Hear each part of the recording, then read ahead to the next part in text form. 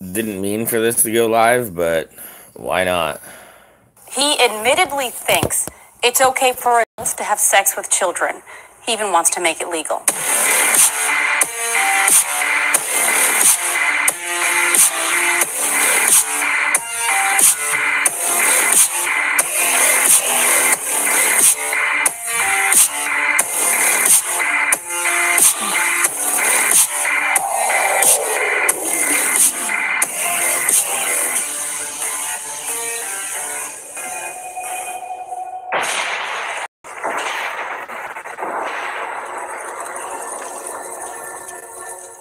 This is Nathan Larson, an accountant from Charlottesville, Virginia, running as an independent candidate in Virginia's congressional election.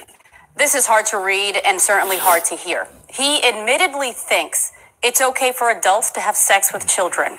He even wants to make it legal. Normally, we don't give people with abhorrent beliefs a platform in which to share those ideas. But this man is running for Congress, and as much as I personally hate to put this man on TV, we believe it's important for people to know why he's running for Congress. Nathan Larson told me he wants to, quote, restore liberty and make incest legal. What about sexual relations with your own children? Like, I would favor, like, legalizing incest. Why is that? Just because personal freedom. What about the children's rights? Wouldn't that be rape to have sex with a child? Well, like with girls, I mean, I just believe that it should be for fathers to make those decisions. And you don't find anything wrong with that? I mean, it's not for me to intrude on another family and tell them what they should do. Wouldn't that be really dangerous for children?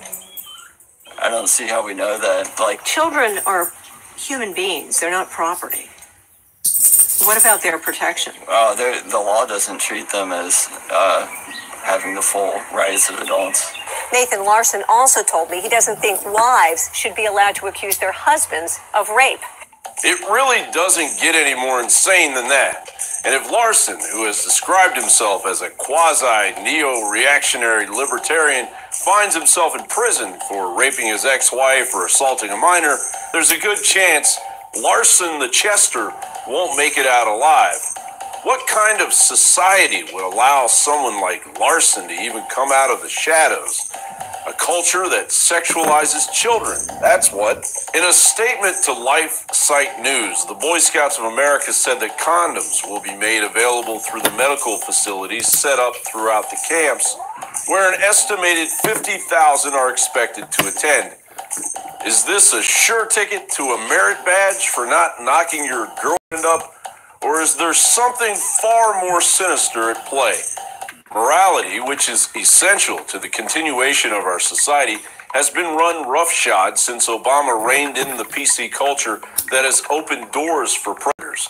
Larson and his ilk are criminals, plain and simple. An Australian archbishop has been found guilty of covering up child sexual abuse. On May 22nd, a court in New South Wales ruled Philip Wilson covered up abuse of altar boys for his priest colleague James Fletcher. Fletcher was convicted of 9 child sexual abuse charges in 2004 and died in prison. Wilson denied knowing of Fletcher's actions throughout the trial, but the court sided with one of Fletcher's victims who said he told Wilson about what happened to him in the 1970s. Another victim told reporters outside the court the verdict marks, quote, one of the most significant days in criminal law in Australian history. The ruling makes Wilson the most senior Catholic in the world to be charged and convicted of such offenses. He will be sentenced in June and faces up to 2 years in prison. The Catholic Church said in a statement Wilson is disappointed by the conviction. A landslide for Ireland's Yes campaign, a seismic shift for Irish society. The country's Prime Minister, Leo Varadkar, called the result a silent revolution. He's campaigned strongly for a change in the law. It's been a bitterly fought referendum on doorsteps and high streets across the country. The Eighth Amendment was introduced in 1983 and all but bans abortion. But every year, thousands of Irish women travel abroad, most to the UK, to end their pregnancies. Many others take illegal abortion pills without medical supervision. Amnesty International says it's time to respect Irish women's reproductive rights. Vote counts across the country have all confirmed the same thing, that Ireland wants radical change. Here in the capital, Dublin, the epicentre of the Yes movement, people have voted overwhelmingly for repealing the Eighth Amendment. The results of bitter disappointment for those who voted to keep the Eighth Amendment. Many no voters believe the change in law will mean abortion on demand. I think it's a sad day for this country, personally. I think that in the long term, I think it'll be a decision that will be regretted long term, long after the political establishment will have disappeared and gone on to greater things. The government has proposed allowing unlimited access to abortions during the first 12 weeks of pregnancy if the referendum passed. Parliament will now determine the final details of the law. For the first time in a generation, Irish people have had a chance to vote on this sensitive issue. They have spoken loudly. Malaysian police arrested 15 terrorist suspects, including a housewife who allegedly planned attacks at a polling station. Inspector General of Police Muhammad Fuzi Harun said, quote, the woman was planning to launch attacks using a car targeting non-Muslim voters during the general election. The woman who allegedly planned the attack on behalf of the Islamic State also equipped her car with a gas canister for it to explode. According to counterterrorism expert Ahmad El Muhammad, the housewife is the first Malaysian woman to mastermind a terror plot. A 17-year-old student who was among those arrested reportedly concocted 6 Molotov cocktails with plans to use them on churches. He was arrested 1 hour after uploading a threatening video about his planned attack. In Silicon Valley, devices are an essential part of daily life. But many of the tech titans creating these products choose to power down when they leave the office, following industry giants like Bill Gates and Steve Jobs, who restricted their own kids' access to technology at home. Pierre Laurent has worked for companies including Microsoft and Intel. He says the tech industry designs products to hook users. Do you think the average parent is aware of that danger? No, I don't think the parents are aware of that. Pierre and his wife Monica became concerned that their 3 children would miss out on real experiences while on their devices. Researchers are still learning more about how technology affects kids, but some early studies of heavy tech users show potential links to a rise in teen suicide rates, addiction, anxiety, and loss of social skills. None of the 3 children played video games or watched TV, and they didn't get cell phones until they were teenagers. Their 13-year-old daughter Maya spends her free time knitting and playing in the backyard. Do you ever miss technology? Not really, no. The only thing I might use technology for is listening to music or an audiobook. Every parent is really struggling with how to reap the benefits of technology while minimizing some of the risks. For Monica and Pierre, the hope is that a tech-free childhood will lead to more balance later in life. Young children need to grow in a different environment that doesn't have that much technology in it. Can cell phones really cause cancer? It's been a question that's dodged researchers for years. Now, but a group of experts are now saying the results of some tests are pretty surprising. Millions, maybe billions of us constantly call, text, click, take pictures, and play on our cell phones. Even the top cellular radiation researchers from around the world have a hard time untethering. But they gathered recently in North Carolina to talk about cell phone concerns and whether they really do increase our chances of developing cancer. The panel voted that the results from years of testing on mice and rats were more significant than originally thought. They say they found clear evidence that phone radiation caused tumors in the hearts of rats, similar to tumors in people. In humans, it's seen in the vestibular nerve in the ear, the acoustic nerve. We found it in the heart, although our animals were exposed in their whole body condition. While a given animal is not making a cell phone call, they are, throughout their short 2-year lifetime, getting the same exposure that we would expect people to get in their 70-plus years of life. Activists are now calling for more protections, citing separate studies from France and Italy. Many brain tumor lawsuits going on right now that are waiting for a study like this. And there are new concerns on the horizon. 5G is about to debut a stronger system of broadband. Some activists say the government has a responsibility to increase regulations. At a lab in New York, Verizon invited us to meet some of the entrepreneurs developing tools to run on the next generation of wireless technology. How important is 5G to your mission? 5G is extremely important. Jonathan Reeves demonstrated his product, Arvizio. As you move around, the object stays fixed in space. Look at that. That's amazing.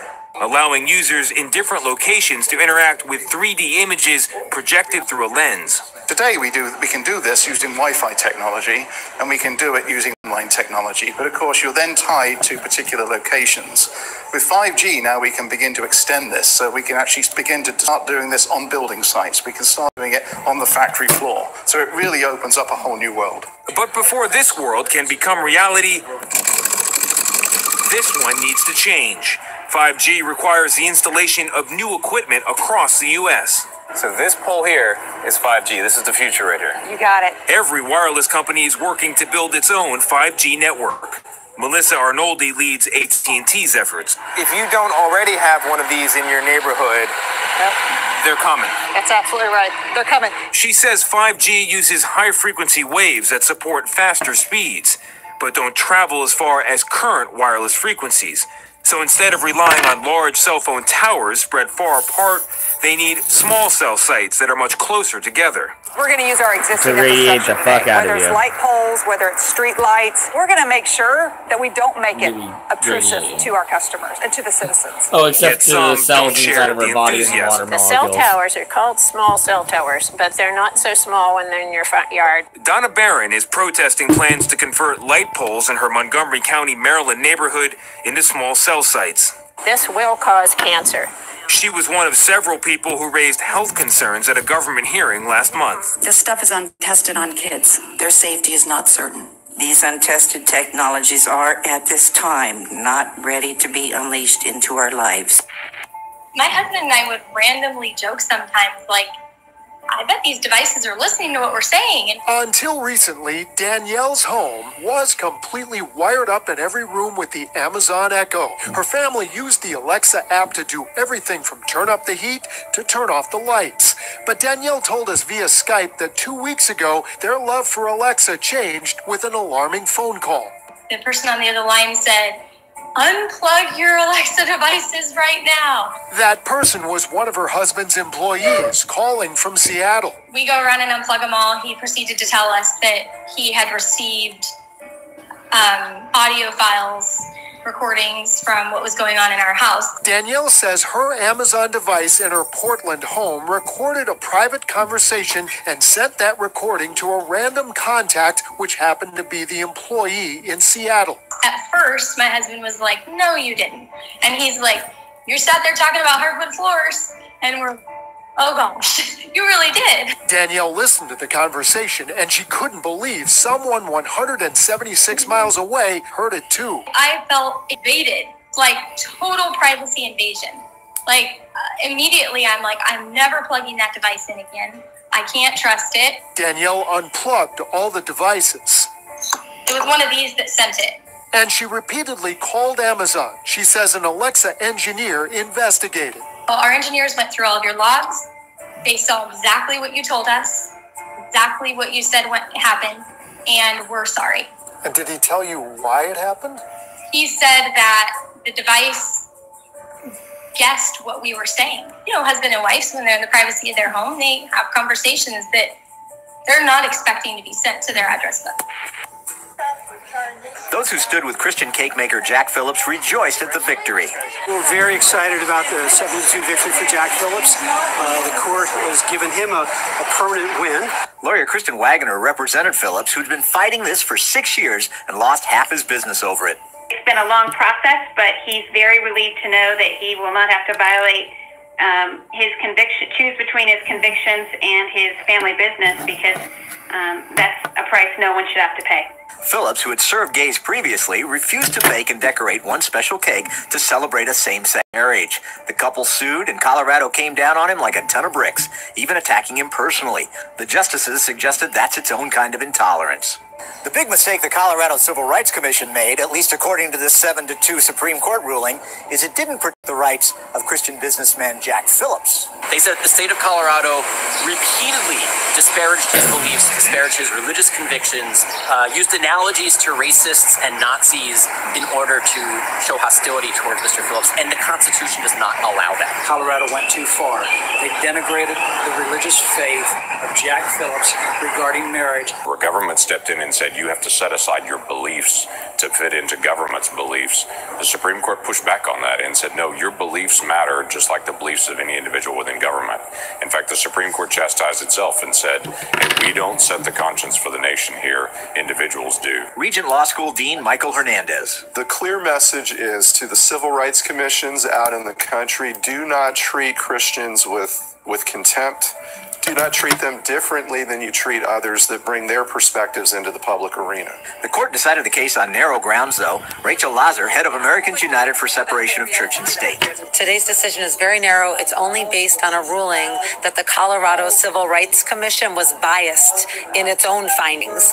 And the court did reaffirm that businesses that are open have to be open to all. Meaning this era of prosecuting religious believers who might take similar action could continue. That led Anderson to suggest wording for the next decision. What it should say is that disagreement is not discrimination.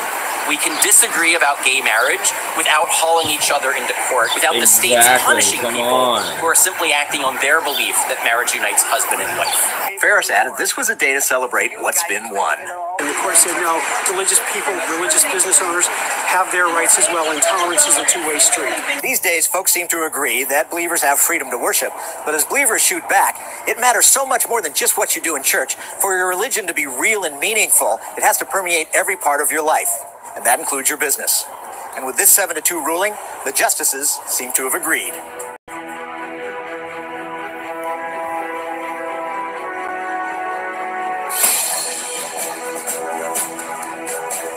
Open your eyes, brothers and sisters. The war is among us.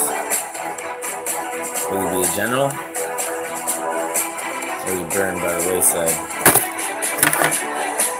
I believe in all.